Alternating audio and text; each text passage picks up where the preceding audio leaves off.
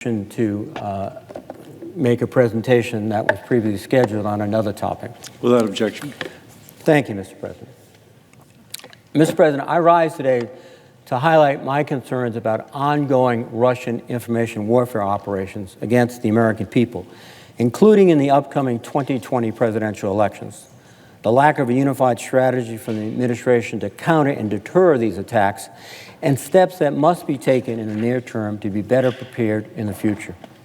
I would also like to explain how statements by the President soliciting foreign governments to investigate political rivals for his personal benefit are part of a disturbing pattern of behavior that reinforces Russian disinformation narratives and has implications for our national security and the integrity of our democracy. It has been almost 3 years since Russia interfered in our democracy during the 2016 presidential election with hybrid warfare and malign influence operations.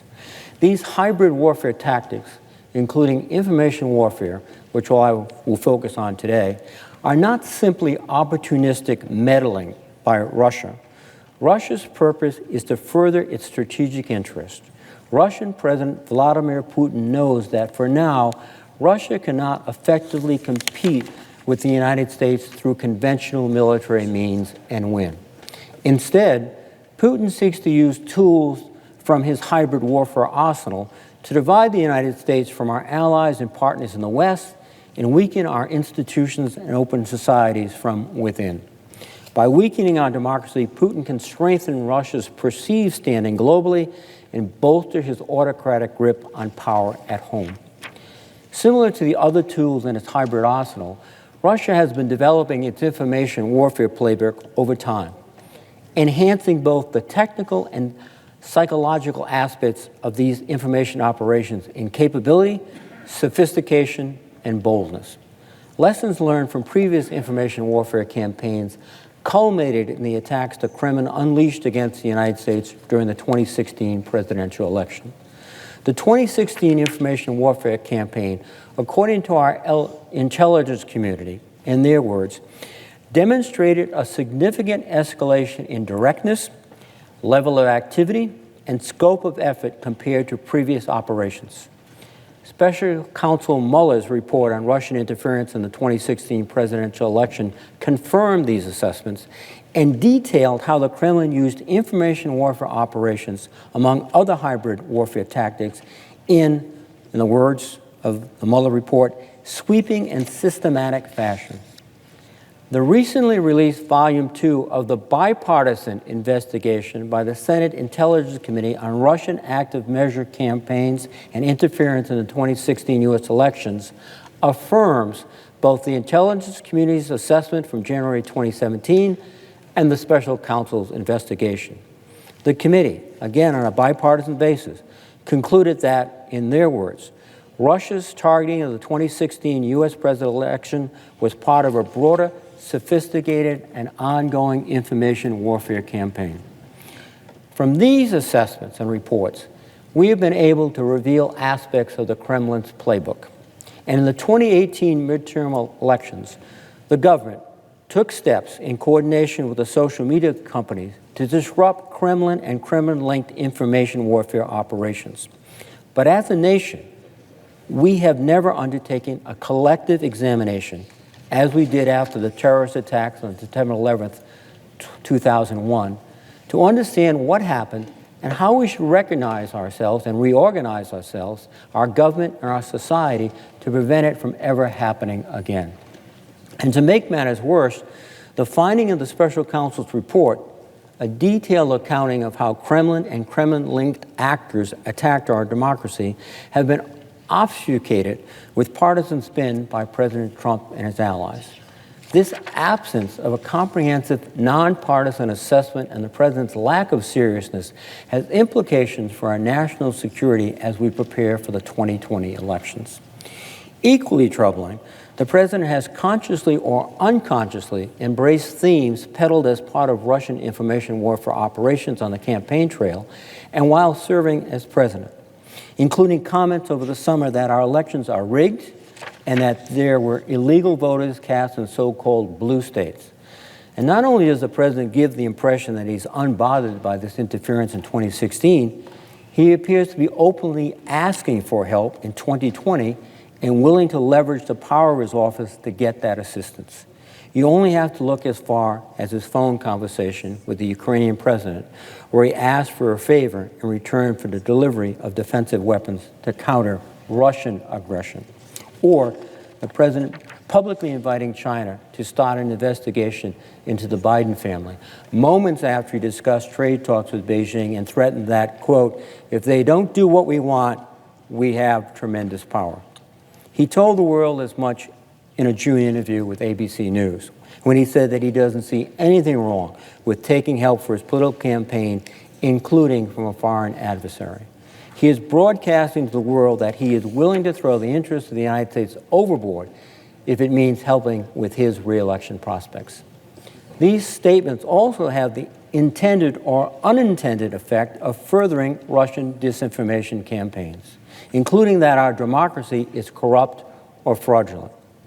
These incidents and others that I will discuss today are part of a troubling pattern of behavior and must be called out for what they are. They are wrong. The president's troubling behavior, coupled with his inability or unwillingness to lead an effective policy to counter and deter this type of malign foreign influence, is to the peril of our national security and the integrity of our democracy. We cannot allow this course to continue uncorrected. In order to further understand these dynamics and what to do to counter them, I want to highlight three aspects of the Russian information warfare playbook that we can anticipate will be deployed in 2020. The first aspect is supporting candidates likely to advance Kremlin's strategic interest. The second aspect is undermining the credibility of the elections. And the third aspect is the recruiting of local surrogates to wittingly or unwittingly advance the Kremlin's agenda. For each aspect, I will also explain how the Trump campaign, wittingly or not, embraced that tactic. I will then offer 4 recommendations for near-term steps to defend ourselves from foreign adversaries who seek to interfere with our fundamental institutions. A central objective of Russian electoral interference efforts is supporting candidates that advance Kremlin's strategic interests. For the 26th presidential election, Russia assessed that a Trump presidency would advance their interests, and Kremlin and Kremlin-linked actors deployed information warfare and malign influence campaigns to aid then-candidate Trump. The intelligence community unanimously assessed in January 2017, again in their words, Putin ordered an influence campaign in 2016 aimed at the U.S. presidential election to denigrate Secretary Clinton and harm her electability and potential presidency. Putin and the Russian government developed a clear preference for President-elect Trump. And the recent report by the Senate Intelligence Committee, again on a bipartisan basis, arrived at the even stronger conclusion that the Kremlin-linked troll organizations, quote, social media activity was overtly and almost invariably supportive of then-candidate Trump and to the detriment of Secretary Clinton's campaign. Similarly, the special counsel's report confirmed that Russian operations aimed to bolster their favorite candidate, concluding, quote, the Russian government perceived it would benefit from a Trump presidency and worked to secure that outcome. The report described in detail how Russia's 2 main information warfare operations, the manipulation of social media and the hacking and dissemination of stolen information, quote, favored presidential candidate Donald J. Trump and disparaged presidential candidate Hillary Clinton. With regard to the manipulation of social media, the February 2018 indictment by the special counsel of the Kremlin-linked troll organization, commonly known as the Internet Research Agency, provided additional evidence of how operations aimed to bolster specific candidates. The indictment showed Kremlin-linked trolls were instructed to, quote, use any opportunity to criticize Hillary and the rest, paren, except Sanders and Trump, dash, we support them. The other main information warfare effort was carried out by the Russian Military Intelligence Units, or GRU, which stole private information and disseminated, including on social media, to damage Secretary Clinton. The Senate Intelligence Committee's recent report confirmed this tactic, assessing information acquired by the Committee from Intelligence Oversight, social media companies, the special counsel's investigative findings and research by the commercial cybersecurity companies all reflect the Russian government's use of the GRU to carry out another vector of attack on the 2016 election, the dissemination of hacked materials. One of the ways that the GRU was able to amplify its ability to disseminate the hacked materials was by collaborating with WikiLeaks. The special counsel report found, in order to expand its interference in the 2016 presidential election, the GRU unit transferred many of the documents they stole from the Democratic National Committee and the chairman of the Clinton campaign to WikiLeaks. It must be noted that the special counsel, as well as our intelligence community, have established that the organization WikiLeaks was not just acting as an unwitting stooge for the Russians. WikiLeaks had a role in the amplification of these information warfare operations. The special counsel's indictment from July of 2018 stated that GRU officers, posing as the fake persona Guccifer 2.0, discussed the release of the stolen documents and the timing of those releases with WikiLeaks to heighten their impact on the 2016 presidential elections. The special counsel's report further described how, as reports attributing the DNC or DCCC hacks to the Russian government emerged, WikiLeaks and WikiLeaks founder Julian Assange made several public statements designed to obscure the source of the materials that WikiLeaks was releasing. The weaponization of this information stolen by the GRU units through WikiLeaks was an important aspect of the Kremlin's support to then-candidate Trump and heightened the impact of these operations against our elections. And the special counsel's report detailed a third line of effort to advance Russia's preferred candidate. The information warfare campaigns were conducted in coordination with outreach to the Trump campaign from Kremlin and Kremlin-linked individuals. These overtures included Office of Assistance to the Trump Campaign, a quote from the special counsel's report. In contrast, the special counsel's office found no parallel efforts of assistance directed towards Secretary Clinton's presidential campaign, and in fact found the opposite. With regards to the manipulation of social media by Kremlin-linked trolls, the special counsel's report stated, quote, by February 2016, internal, that's the Internet Research Agency documents, referred to support for the Trump campaign and opposition to the Clinton campaign. And further states that throughout 2016, the Internet Research Agency accounts published an increasing number of materials supporting the Trump campaign and opposing the Clinton campaign. The special counsel's February 2018 indictment of the Internet Research Agency described additional evidence of efforts to oppose the Clinton campaign, including information warfare campaigns across social media platforms designed to peel off certain groups that are traditionally identified as reliable Democratic Party voters. The indictment stated, quote, in or around the later half of 2016, the Internet Research Agency began to encourage U.S. minority groups not to vote in the 2016 U.S. presidential election or to vote for a third-party presidential candidate. The recent Senate Intelligence Committee report also affirmed this finding, concluding that no single group was targeted more than African Americans. And let me emphasize again, this Senate report was a bipartisan effort. President Putin all but confirmed support for the Trump campaign while standing next to the president in July of 2018 at the Helsinki summit. When asked by the press if he wanted Trump to win the election and whether he directed any Kremlin officials to help with these efforts, Putin replied, yes, I did, because he talked about bringing the U.S.-Russian relationship back to normal. I think in this instance, and it's rare, we should take Putin's word for it.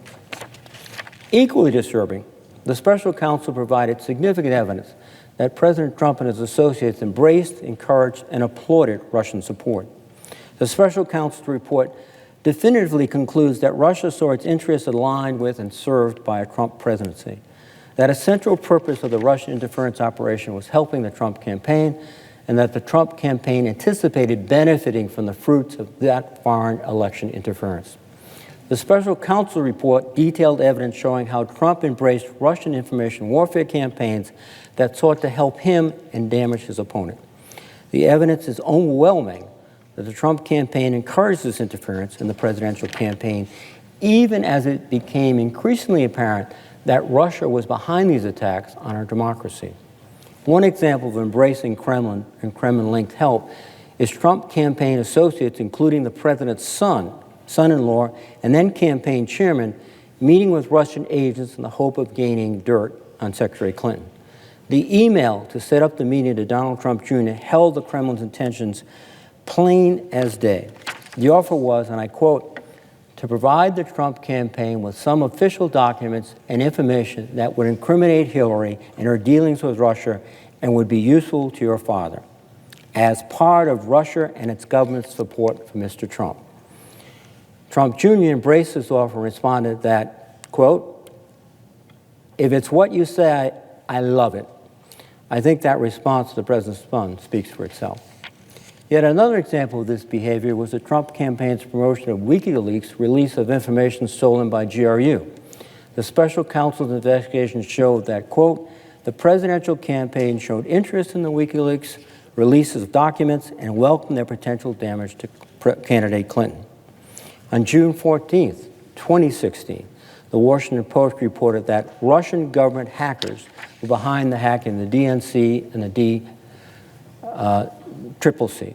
So it was likely that as of mid-June of 2016, the Trump campaign had a good idea that the stolen information distributed by WikiLeaks about the DNC was stolen by Russia. The Mueller report described, by the late summer of 2016, the Trump campaign was planning a press strategy, a communications campaign, and messaging based on the possible release of Clinton emails by WikiLeaks. By October 7th, the Department of Homeland Security and the Office of the Director of National Intelligence issued a joint statement naming the WikiLeaks disclosures as, quote, consistent with the methods and motivations of Russian-directed efforts to influence public opinion and were, in their words, intended to interfere with the U.S. election process. If not prior to the release of that joint statement, certainly by that point, the president and his campaign should have known better. Instead, they appeared willing to embrace these Russian information warfare campaigns aimed at damaging their opponent. The special counsel's January indictment of longtime Trump associate Roger Stone further details how Trump associates sought information about WikiLeaks releases of stolen materials intended to damage Secretary Clinton. That indictment stated, quote, a senior Trump campaign official was directed to contact Stone about any additional releases and other damaging information WikiLeaks had regarding the Clinton campaign. That indictment also showed that on October 7, 2016, a half hour after the joint statement by DHS and ODNI that WikiLeaks was part of Russia's operation to interfere in the U.S. presidential elections, WikiLeaks disseminated the first set of emails stolen from Clinton Chairman John Podesta. In response to those releases, quote, an associate of the high-ranking Trump campaign official sent a text message to Stone that read, well done.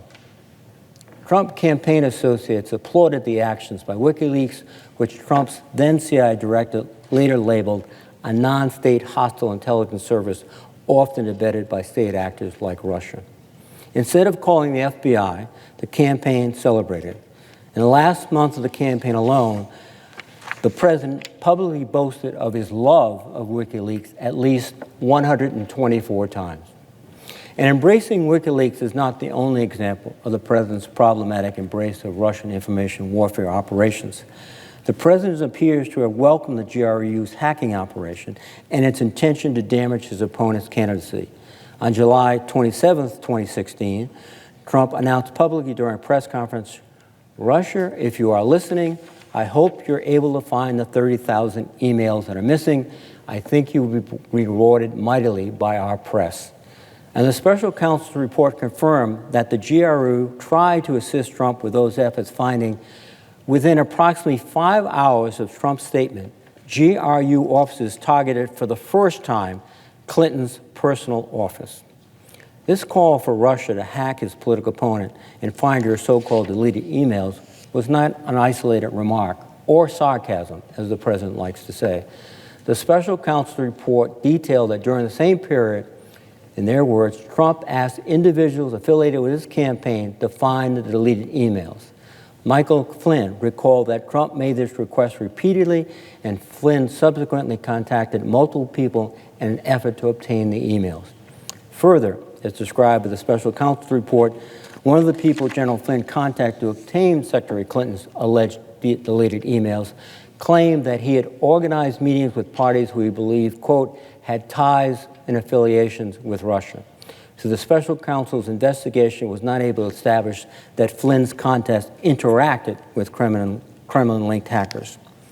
As Brookings Institution fellow Benjamin Wittes laid out in April, Trump not only called publicly on the Russians to deliver the goods on his opponent, but he also privately ordered his campaign to seek the material out, knowing that Russia would or might be the source.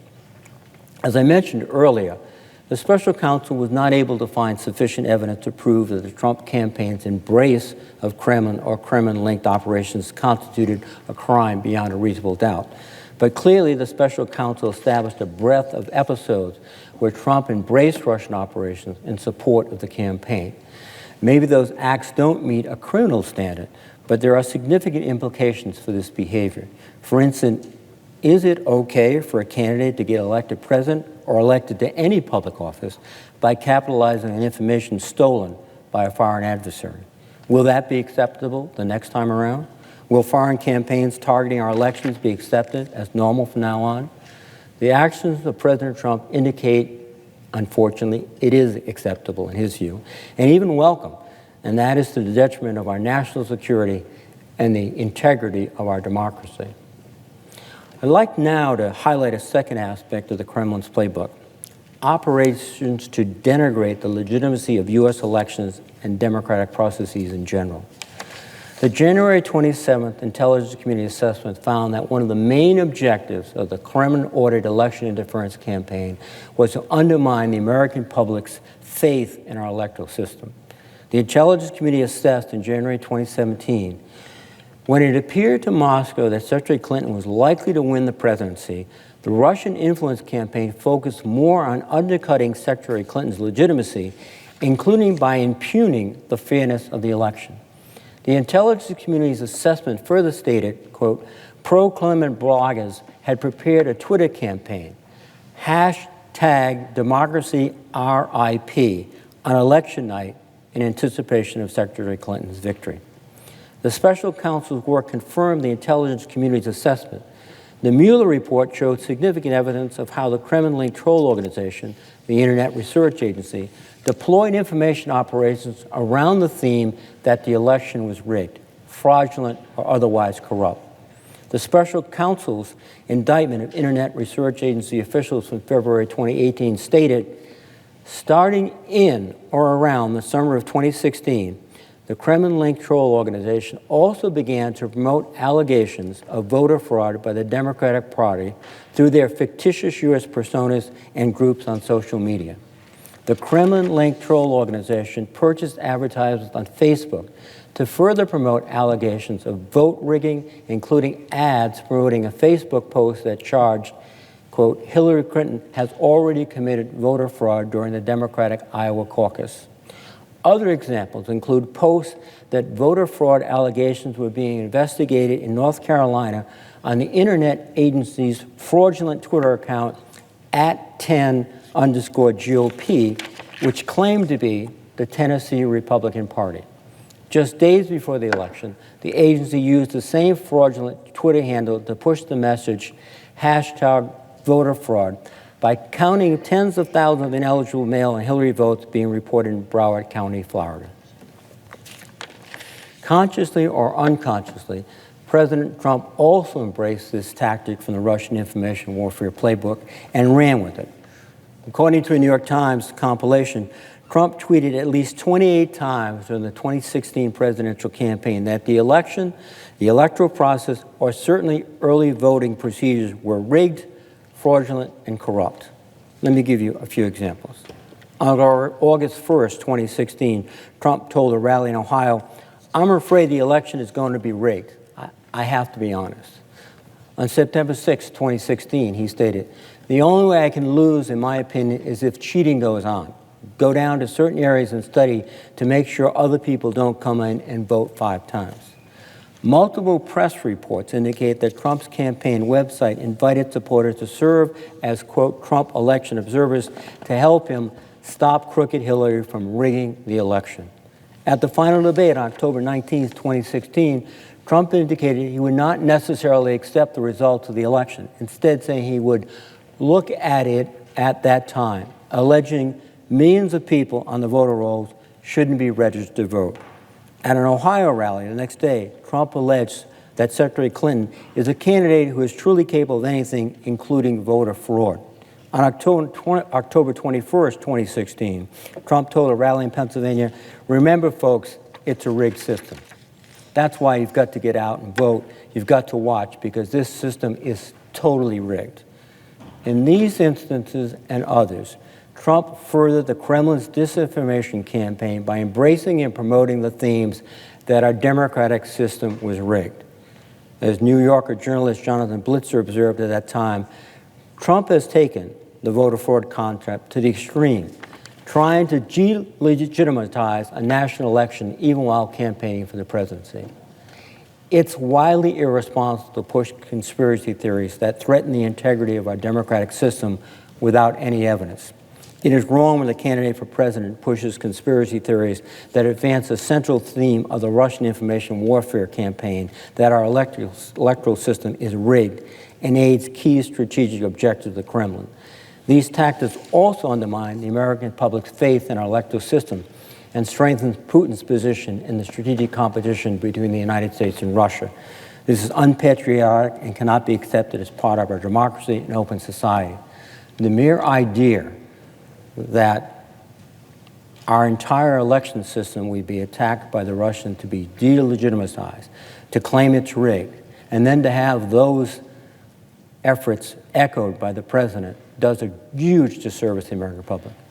If the American public does not have faith in the integrity of our electoral system, then we have profoundly lost a fundamental principle of our government that thousands of Americans have defended over years and years of effort.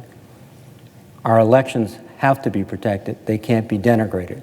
And the denigration that we saw was outrageous.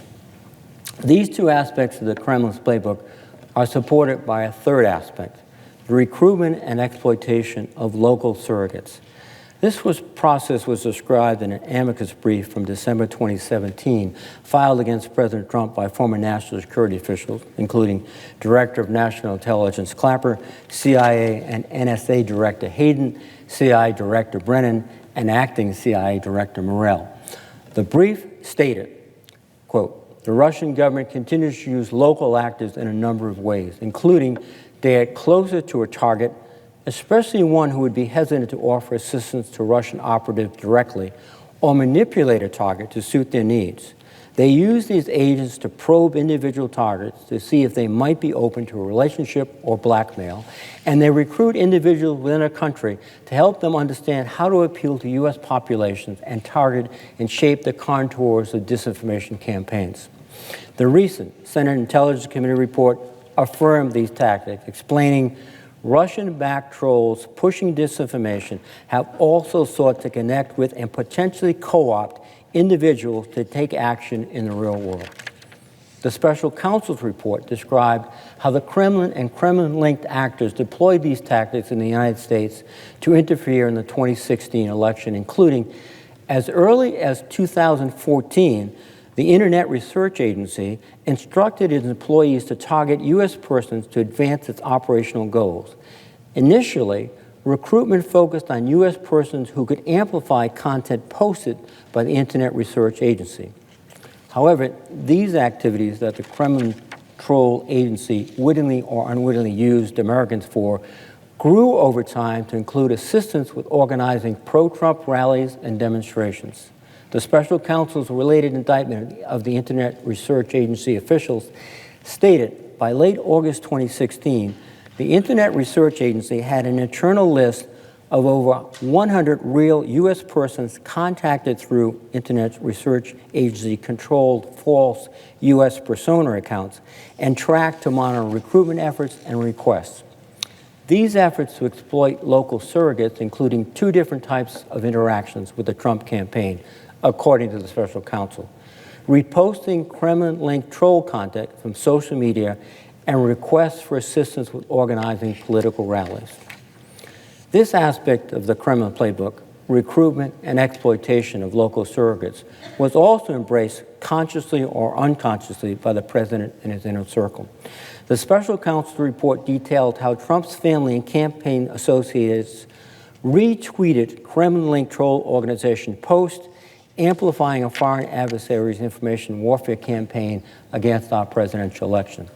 The special counsel found posts from the Internet Research Agency controlled Twitter account @10_GOP was cited or retweeted by multiple Trump campaign officials and surrogates, including Donald J. Trump Jr., Eric Trump, Kellyanne Conway, Brad Parscale, and Michael T. Flynn.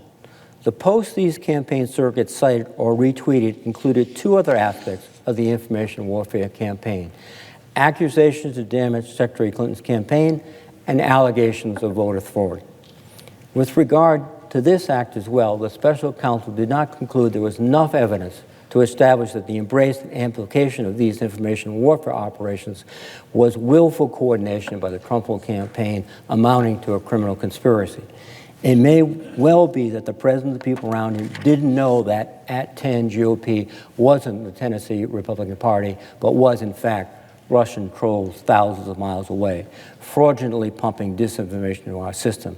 However, it still shows a willingness to embrace for partisan advantage baseless, unsubstantiated allegations from unknown sources threatening the very fabric of our democracy. Claims we know now were ginned up by a foreign adversary. It may not be criminal, but it is incredibly reckless and wrong. It is not the standard of conduct we should demand from someone seeking political office and the public trust that goes with that office. And again, this is part of a troubling pattern of behavior by the president. Equally important, the election of a president who consciously or unconsciously embraces the tactics of foreign disinformation operations has implications for our national security and that of our allies and partners. As Benjamin Witz from the Brookings Institution assessed, that the Internet Research Agency, a Kremlin-linked troll organization, was able to get Trump figures, including Trump himself, to engage with and promote social media contact that was part of a hostile power's covert efforts to influence the American electorate, shows a troubling degree of vulnerability on the part of the U.S. political system to outside influence campaigns. Now, unfortunately, we can anticipate that these aspects of the playbook will continue and escalate in sophistication and scale in 2020. The 2016 election was not just a one-off operation for the Kremlin.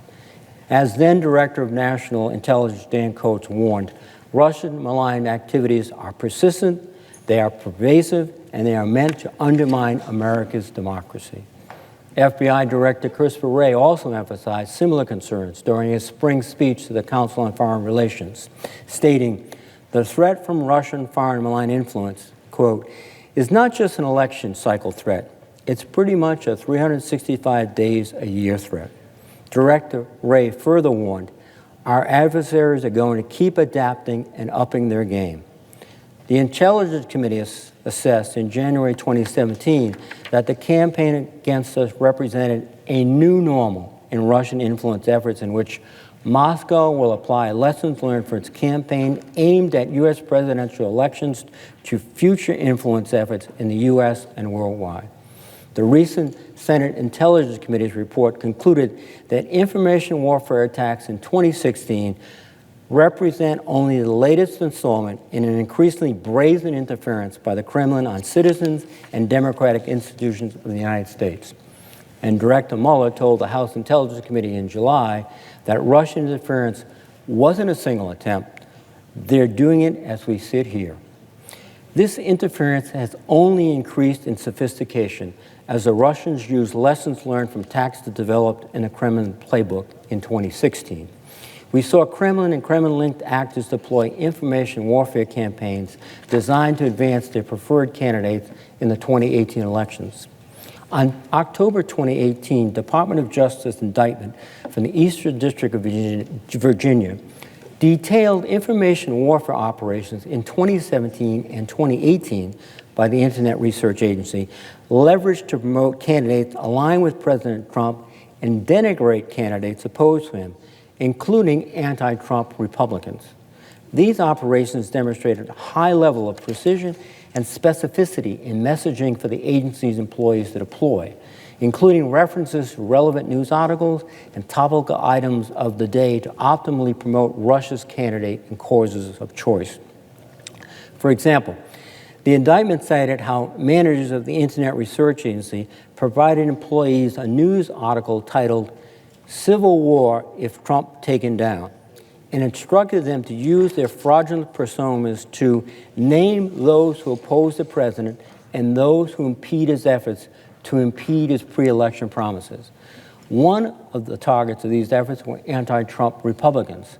The trolling instructions included detailed talking points to include over social media platforms, including, quote, focus on the fact that the anti-Trump Republicans, A, drag their feet with regard to financing the construction of the border wall, B, are not lowering taxes, C, slander Trump and harm his reputation, paren, bring up McCain, close paren, D, do not want to cancel Obamacare, E, are not in a hurry to adopt laws that oppose the refugees coming from the Middle East countries entering this country. This information warfare operation was designed to support the president and detailed a sophisticated campaign deployed against an unwitting American public by told pretending to be fellow citizens. As national security journalist Natasha Bertrand wrote in The Atlantic about the 2018 information warfare campaigns detailed in the Eastern District's indictment, the messaging strategy mimicked the overheated rhetoric that the Internet Research Agency employed to considerable effect during the presidential election. The partisan and at times hateful comments so artfully mimicked the daily back and forth on social media that they seemed to be those of real Americans. She also observed how these messages supported the president, noting at times the messaging copied President Trump's bombast almost verbatim, and the echo chamber between Trump's election rhetoric and that of the Russian trolls was striking. And the Russian information operations were not limited only to supporting President Trump.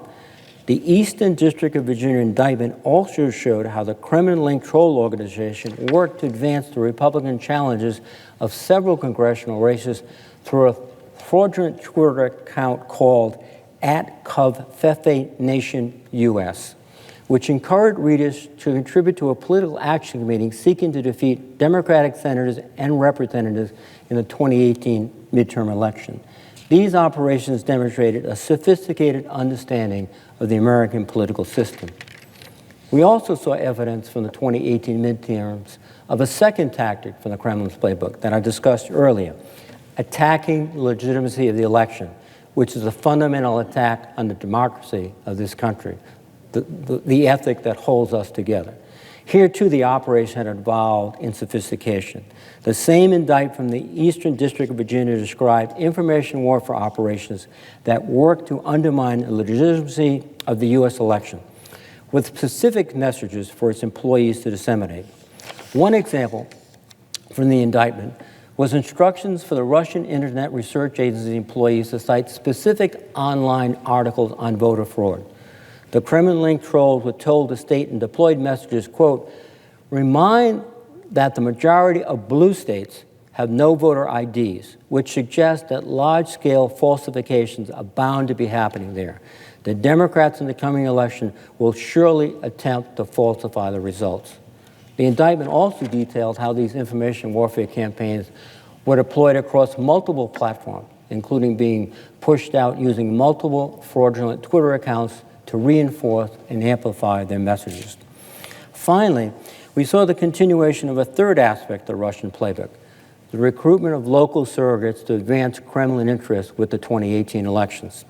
As the Eastern Virginia's indictment states, between March 2016 and around July 20 2017, while concealing its true identity, location, and purpose, the Kremlin-linked troll organizations used a false U.S. persona, Helen Christopherson, to contact individual groups in the United States to promote protests, rallies, and marches, including by funding advertising, flyers, and rally supplies. The indictment further details how the Kremlin-linked troll organization used a different fake persona while concealing its true identity, location, and purpose to solicit at least one person presumed to be located in the United States to assist with social media activities. These efforts to recruit surrogates included posting on and managing content on a fraudulent Facebook page created specifically to further a Russian information warfare campaign. As we have been warned, these operations will continue to look more American, and the Kremlin and Kremlin-linked agents will continue to try to recruit people in the United States to advance Russia's hybrid operations. Many of the president's national security officials have warned that we could see heightened Russian information warfare attacks and other influence operations in the 2020 elections. Even before the 2018 midterm, Christopher Krebs, Homeland Security, Cybersecurity, and Infrastructure Security Agency Director, warned, "The midterm is just the warm-up or the exhibition game. The big game, we think, for adversaries is probably 2020.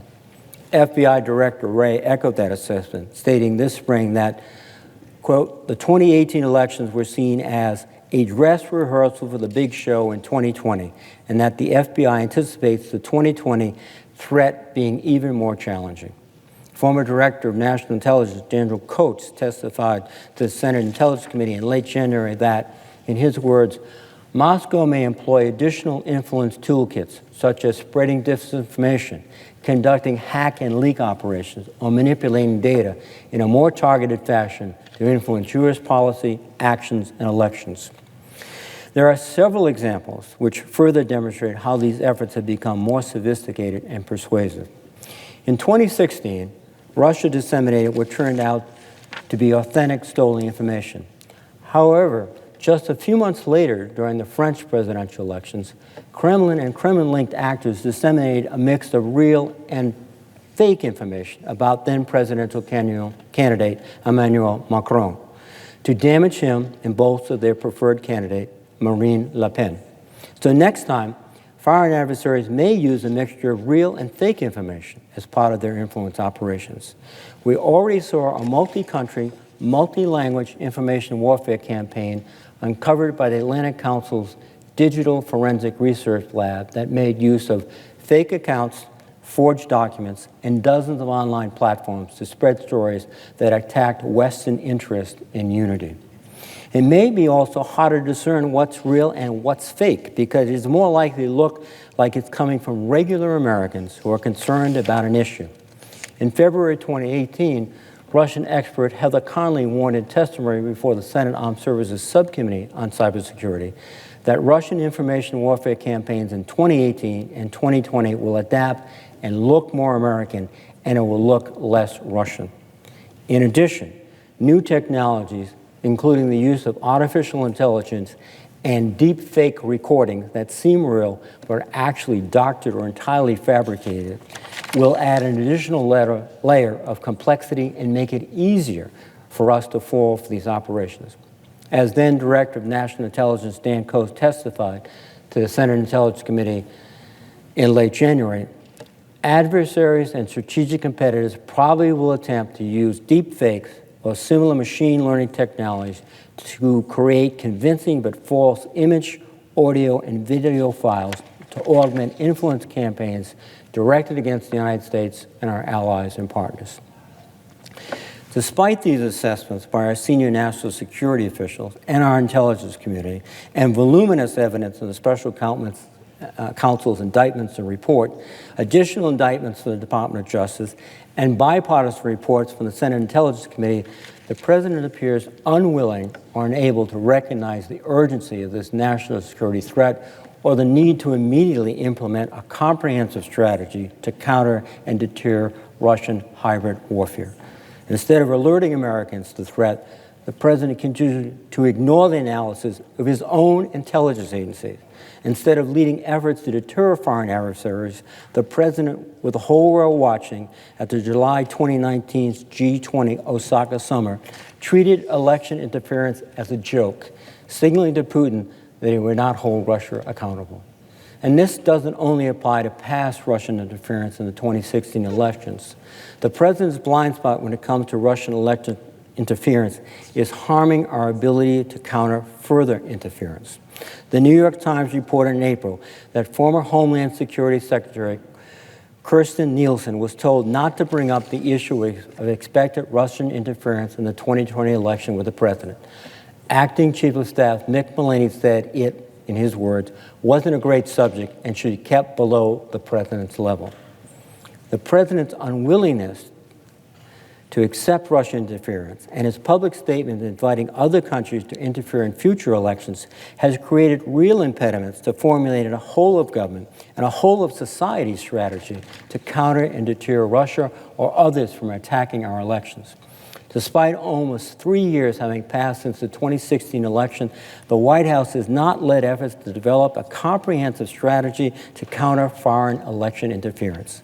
While, as I mentioned, individual U.S. departments and agencies took steps to disrupt Russia in the 2018 midterm elections, no wholesale strategy to deter and counter these operations appears to have been implemented for 2020. And just don't take my word for it. Then European Commander for American Forces and NATO Forces, General Curtis Galperati, who was on the front lines deterring Russia, testified this spring to the Senate Armed Services Committee that U.S. efforts to counter Russian influence operations still lacked, in his words, effective unification across the interagency. Equally troubling was the assessment that the United States is yet to develop a multifaceted strategy to counter Russia. When FBI Director Christopher Wray testified in May before the Senate Appropriations Subcommittee on Commerce, Justice, Science, and related agencies, he could not identify a lead person who was designated to coordinate these efforts. This is despite a provision included in the fiscal year 2019 National Defense Authorization Act requiring the president to designate an NSC official in charge of coordinating the U.S. government response to malign foreign influence operations. To date, no such coordinator has been named. Moreover, the cybersecurity coordinator at the NSC was dismissed over a year ago, and that position remains unfilled. So at the highest levels, we do not have anyone in charge.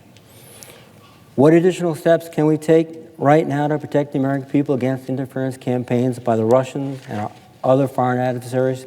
Campaigns we know are coming ahead of the 2020 elections. In the near term, I believe we must immediately adopt several measures that will provide additional tools to detect these information warfare operations and help reduce the American people's vulnerability to them.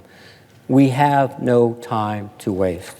First, we must designate the Secretary of Homeland Security, with the concurrence of the Director of National Intelligence and the FBI Director, with responsibility for increasing public vigilance and reassuring the American people about the legitimacy and validity of our elections. This group of senior officials should be organized to detect foreign interference in our political process and expose malign behavior, including on social media. In the run-up to the election, this group must issue monthly public reports with a classified annex if necessary, showing top trends in malign influence campaigns from countries identified as posing the greatest threats. They also must provide a public assessment as to whether these countries are engaged in interference in our election 90 days prior to Election Day and again 30 days out. Making such an assessment a requirement, including a delivery date, will help inoculate these assessments from questions about political bias. And even after Election Day, we need to make sure this group is poised to affirm the legitimacy of the democratic process. No less than 3 days after the election, they must also make an assessment to the maximum extent possible whether foreign influence was detected. To further protect the group from accusations of political bias, the spot assessment should be backed up by a neutral, nonpartisan panel, which will review and certify the government's assessment in short order, such as within 2 weeks. These types of public assessments are not unprecedented. As I mentioned earlier, the Office of the Director of National Intelligence and the Department of Homeland Security made an announcement about Russian influence operations ahead of the 2016 election. Ahead of the 2018 midterm elections, the Director of National Intelligence, the Department of Justice, the FBI, and the Department of Homeland Security made a statement about foreign influence. And the President issued an executive order regarding elections interference ahead of the 2018 midterm elections, which requires a 45-day report after the election assessing attacks from foreign adversaries. But these sporadic statements are not enough to reassure the American people, and a report 45 days after the election is much too long to wait. The public must know that this group is going to keep us informed in real time and issue warnings regarding the threats. Much of this idea was endorsed as a recommendation in the recent bipartisan Senate Intelligence Committee report, which called for the executive branch to stand up a task force to continually monitor and assess the use of social media platforms by foreign countries for democratic interference. That, among other things, would periodically advise Congress and the public on its findings. Second, we need a better understanding of how the Kremlin and other foreign adversaries are deploying disinformation and foreign influence operations across social media platforms. Right now, we are depending on social media companies to take down inauthentic accounts engaged in malign influence activities. These companies have stepped up their efforts to identify and counter these activities, something they failed to do in 2016. But ultimately, they are for-profit enterprises, and the government's visibility on and understanding of trends and indicators of foreign activities on these platforms is limited. We cannot solely rely on the social media companies to look after the public good and protect our national security. One way to increase transparency and help the American public understand the changing threat picture across social media platforms would be greater support for independent research, with the participation of the social media companies and independent third-party researchers to compile information and analyze trends relevant to foreign information operations. Such research would allow trusted independent researchers and academics to gain insight into cross-platform trends and provide analysis of indicators of foreign influence activities to the public. This mechanism could also provide an important tool for informing our government's response to foreign influence and disinformation operations ahead of the 2020 elections. This concept also has bipartisan support from the Senate Intelligence Committee, which includes a similar recommendation in their recent report. We have proof that this concept works and it's vital to national security. General Paul Nakasone, Commander of U.S. Cyber Command, publicly testified to both the Senate Armed Services and Intelligence Committees that two analyses of Kremlin-linked influence operations across social media platforms done by independent researchers at the Senate Intelligence Committee's behest were, in his words, a very, very helpful window into the adversaries' operations ahead of the 2018 midterms. As our adversaries continue to evolve and adopt their techniques, we need to redouble our efforts to understand what to expect in the next election. Third, we must reinforce the prohibition on candidates and campaigns accepting offers of help from foreign adversaries interfering in our political process to advance their strategic interests.